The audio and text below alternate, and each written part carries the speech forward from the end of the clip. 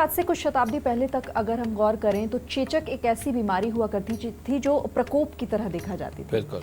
और इसका लोग इलाज भी कराने नहीं जाते थे, झाड़ फूंक के जरिए ठीक करने की कोशिश करते थे। और ऐसे और भी कई ऐसे उदाहरण हैं जो बीमारियां हो जाती थी लेकिन इलाज नहीं होता था। हालांकि मेडिकल साइंस बहुत आगे पहुंच गया है और अब लोग शायद थोड़ा बहुत समझने भी लग गए इन सब चीज़ों को। आखिर भगवान को अंधविश्वास से कैसे जोड़ दिया जाता है? बीमारी अगर कोई होती है तो कैसे ना इलाज करके झाड़ फूंक की तरफ लोगों का रुझान हो जाता है? नहीं, उसका भी एक कारण है, मैं तुम्हें बताता हूँ। आज तुम देखो कि हमारे देश के कौन से कोने की कौन सी गलियों के अंदर झोला छाप डॉक्टर नहीं मिलते? बिल्कुल मिलते हैं। अब असली डॉक्टर जो है वो इलाज कर रहा है, उसको पता है कि इलाज क्या देना है, लेकिन झोला छाप उसने किसी का इलाज करते हुए देखा है, उसने डॉक्टर के मुंह से गलती से एक इंजेक्शन का नाम सुन लिया और किस बीमारी में लगाते ये सुन लिया, और लेकिन पूरे सिम्टम्स नहीं देखे। अब झोला छाप वही गलती करता है कि उसको एग्जैक्ट सिम्टम्स नहीं पता और वो कोई भी इंजेक्शन उठा के लगाता है। ठीक इसी तरह से एस्ट्रोलॉजर, तांत्रिकों का इन सब का चक्कर बना। ये जो आप चेचक की बात कह रहे हैं ये सच बात है। चेचक क्या है एस्ट्रोलॉजिकली मैं आपको समझाता हूँ। जब भी हमारी नसों के अंदर गर्मी का बहुत बड़ा प्रकोप बढ़ता है और उस वक्त में ऑक्सीजन की कमी हमारे शरीर के अंदर जब बढ़ती है तो वो जो स्राव है, जो ऑक्सीजन के अंदर गर्मी का जो स्राव की वजह से एक अलग प्रकार का तेजाब बनता है, वो चेचक बनाता है। अब इसको हम मानते हैं कि बुध का बहुत प्रबल होना और मंगल उसे खराब करता है, हम इसे ये शब्द इस्तेमाल करते हैं।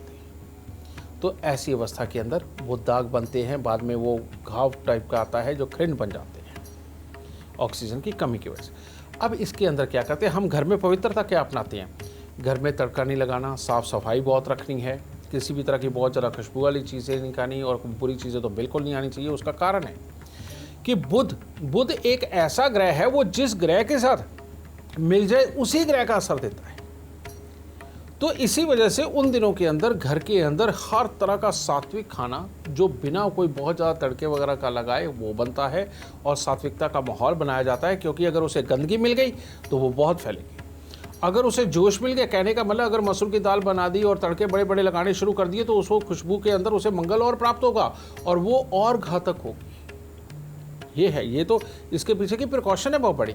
लेकिन झाड़ फूक पे क्या किया जाता था कि स्पेशली तौर पे ऐसी चीज़ें ली जाती थी जिसके अंदर के मंगल के प्रकोप को शांत किया जाए और बृहस्पति की ऊर्जा को बढ़ाया जाए ताकि ऑक्सीजन लेवल बेहतर हो, जिससे कि मंगल और बुध दोनों काबू में आ सके। ये टेक्निकल भाषा मैं आपको बता रहा हूँ जो एस्ट्रोलॉजी की है। अब इसके अंदर हमेशा पहले बुध को शांत करने के लिए वो मोर पंखों का इस्तेमाल कर लिया करते थे कि मोर पंखों के कम से कम एक झाड़े के अंदर 56 चक्र लगाना बहुत ज़रूरी था। उससे बुध की ऑरा को सेट किया जाता। फिर कुछ मीठे का भोजन वो उसके ऊपर उतारा करके मंगल को ठंडा करने के लिए, या कि जो उसकी ऑरा के अंदर मंगल की फालतू एनर्जी है उसको वो मीठा एब्जॉर्व करे और उसको वो बाहर जा करके बहा दे, दबा दे, कुछ भी कर दे। ये क्या काम किया जाता था। और उसको पीले रंग की वस्तुएं आसपास में रखी जाती थी, लाइट कलर की चीज़ें रखी जाती थी ताकि ऑक्सीजन का प्रभाव ज़्यादा से ज़्यादा उसके शरीर के अंदर जाए। ये चीज़ की जाती थी। अब इस चीज़ को आम लोगों ने खुद डॉक्टर बनते हुए बिना किसी डॉक्टरी के किए एक झाड़ फूक का धंधा खोल दिया, जिसकी वजह से हर किसी का वो भी इलाज करने लगे। कोई ठीक हो गया तो कोई नहीं हुआ। तो बेटा ये वाली चीज़ मैं यही कहता हूँ कि जब भी देखो इंसान है बीमार होगा, इंसान है तकलीफ आएगी, इंसान है कोई ना कोई दिक्कतें बनेगी जीवन में, लेकिन हर चीज़ का सही डॉक्टर ढूंढना बेहद ज़्यादा ज़रूरी है।